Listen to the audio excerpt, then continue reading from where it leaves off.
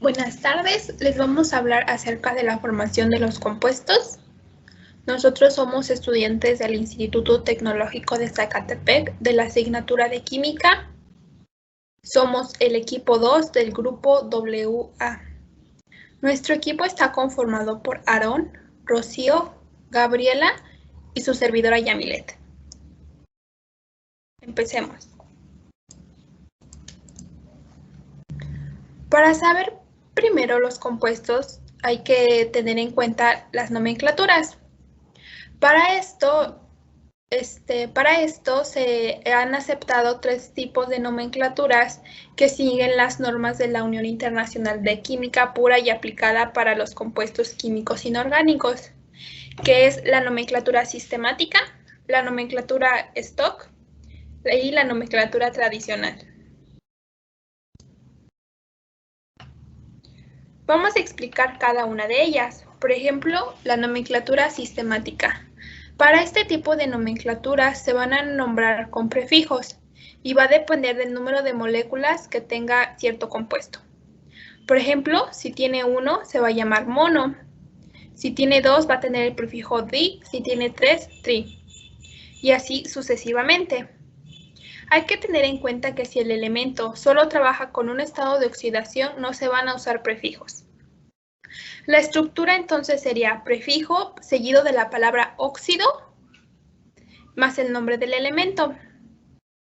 Por ejemplo, aquí tenemos lo que es el óxido de aluminio. Como podemos ver en este compuesto, solo se está trabajando con un estado de oxidación, por lo cual no se van a usar prefijos. En cambio, en el pentaóxido de difósforo sí. ¿Por qué? Bueno, porque tenemos 5 moléculas de oxígeno, por eso lleva el prefijo penta. Después di, que viene de las 2 moléculas de fósforo, y también se presenta lo mismo en el heptaóxido de dimagnesio y viene siendo lo mismo en el tetraóxido de dinitrógeno. La nomenclatura stock. Para este tipo de nomenclatura, al final del compuesto se va a poner en números romanos y entre paréntesis la valencia con el cual está trabajando cada elemento. Y en caso de que solo tenga un solo estado de oxidación o una única valencia, no se le va a poner, como es el óxido de aluminio. Y su estructura va a iniciar por la palabra óxido, seguido del nombre del elemento y entre paréntesis el número de oxidación, pero en números romanos.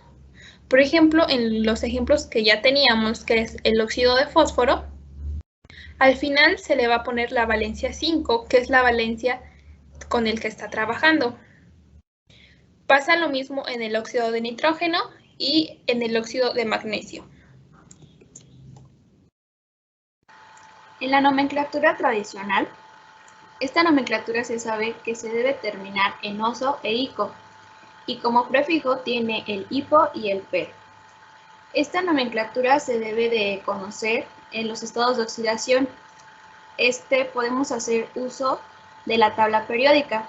Los estados de oxidación varían conforme al elemento. Por ejemplo, 2, 3, 4 o más. La manera de llamarle es mediante si el elemento tiene uno o más estados de oxidación. Por ejemplo, en el grupo 1, 2 y 13 solamente cuentan con un estado de oxidación. Para este elemento se ocupa solo parte del óxido más el nombre. Para los que tienen 2 estados de oxidación se utiliza el oso e ico. El menor se le pone oso y al mayor ico. Para los que tienen 3 estados de oxidación, se utiliza el hipo-oso para el primero, en el segundo el oso y para el tercero solamente el ico. Para los que tienen 4 estados de oxidación, nuevamente se ocupa el oso para el primero, hipo-oso, en el segundo solamente se ocupa el oso, en el tercero el ico y para el cuarto se ocupa el per-ico. Para más de 5 estados de oxidación, es preferible usar la nomenclatura stock o la sistemática.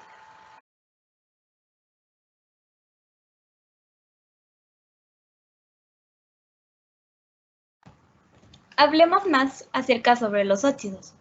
El óxido es una capa rojiza que se produce en las superficies de hierro y otros metales. Son productos de la oxidación originada por el agua o por la humedad.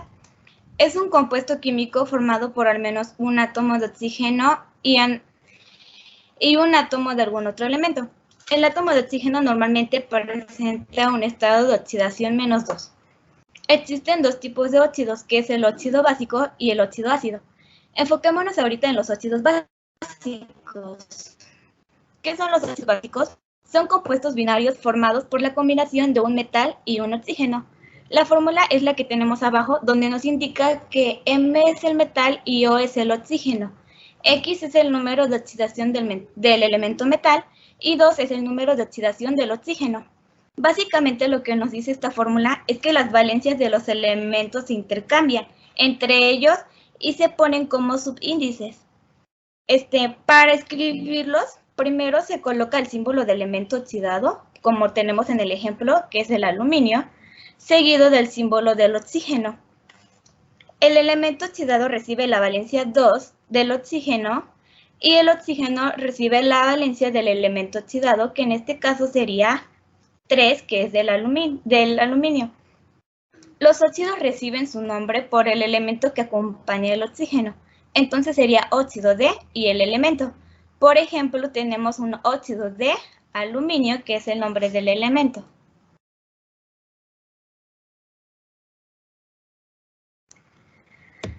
Los óxidos ácidos o anhídridos son compuestos binarios formados por un no metal y un oxígeno. La fórmula general es N2OX, donde nos indica que N es un no metal y la X es la valencia del no metal. Al igual que en el ejemplo anterior, las valencias de los elementos se intercambian entre ellos y se ponen como subíndices. Si la valencia es par, se simplifica. Como en el último ejemplo tenemos un óxido de azufre. Vemos que las valencias son pares, entonces se van a simplificar, es decir, el azufre, como tiene el 2, al momento de simplificarse es un 1, pero no se coloca, aunque debemos de saber que hay un 1. Y el oxígeno tiene un 6, entonces al momento de simplificarse quedaría un 3. Y nuestro compuesto quedaría SO3, que es el oxígeno, que es el óxido de azufre.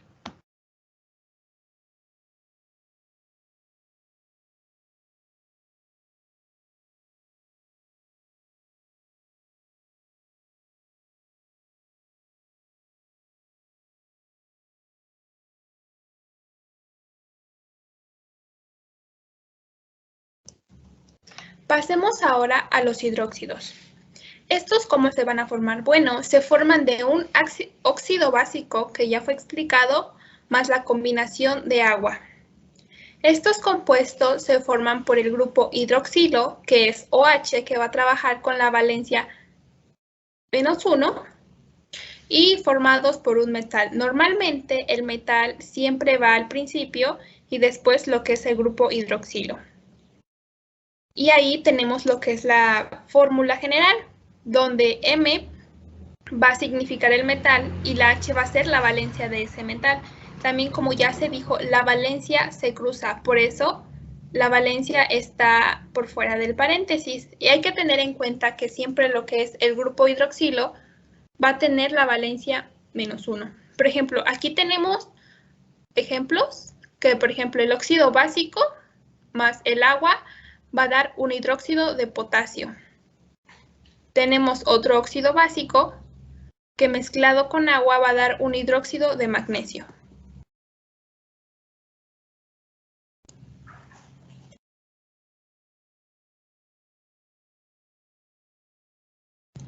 Este sería un ejemplo de un hidróxido y cómo es que su fórmula se vería estructuralmente.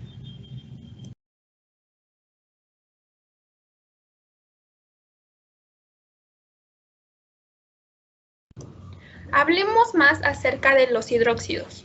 Sus propiedades. Normalmente van a ser a temperatura ambiente. Los hidróxidos son metálicos a temperatura ambiente y por lo general estos van a ser sustancias sólidas. Van a presentar valores altamente elevados a sus temperaturas de fusión y se van a clasificar en solubles e insolubles. También se conocen como bases, ya que van a ser característicos por tener un color amargo, además de ser jabonosas al tacto, y en la técnica de tinción van a cambiar el papel a un tornasol o un azul. Esto va a depender de su pH, además de que son buenos conductores de electricidad en las soluciones acuosas y por lo general suelen ser corrosivos.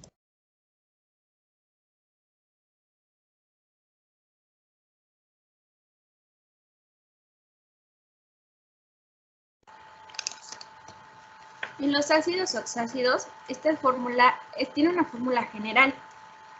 Tiene uno o más hidrógenos, otro elemento y después uno o más oxígenos. El hidrógeno siempre actuará con la valencia +1 y el oxígeno con la valencia -2. Siempre se nombrará primero por ácido y luego se ocupará el prefijo. Si utiliza la valencia más baja, será el hipooso y la siguiente será el oso. Continuará con un ico y por último se utilizará el prefijo per-ico. Por ejemplo, aquí tenemos a el H, que vendría siendo la primera unidad, después seguiría con el no metal y continúa con el oxígeno.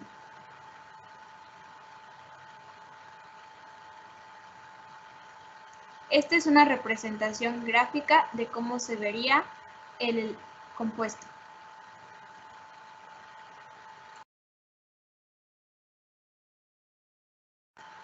Estas son algunas de sus propiedades de los ácidos oxácidos y es común que estos sean buenos conductores de electricidad en disolución acuosa.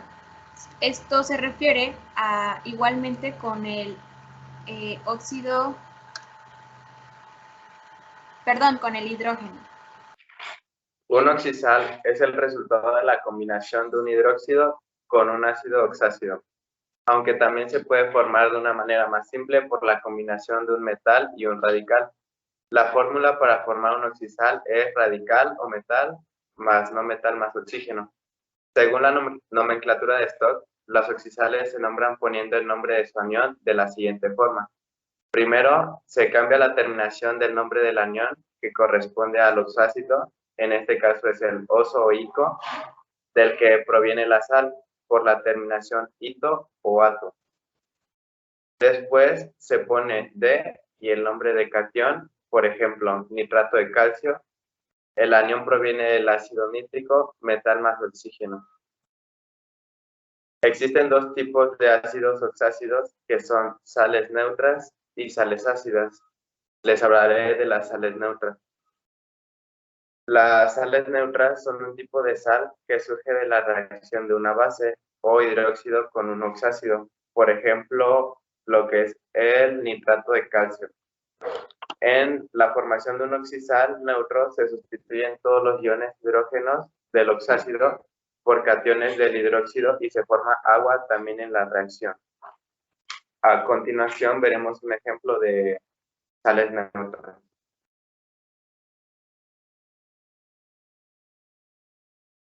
Sales ácidas. Las sales ácidas se forman cuando reacciona una base con un ácido y se neutraliza parcialmente.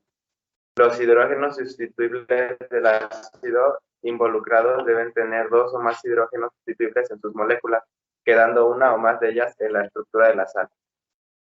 Y en la tablita de abajo vemos los ejemplos, que está el ácido sulfúrico, el ácido fósforo, el anión hidrógeno fosfato y el anión hidrógeno sulfato.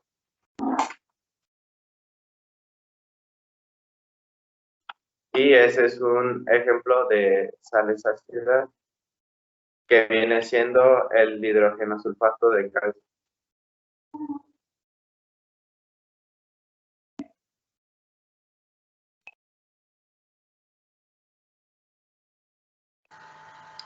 Bueno, para finalizar, estas son algunas biografías donde pueden encontrar un poquito de más información sobre este tema que es la nomenclatura y sobre sus descendentes.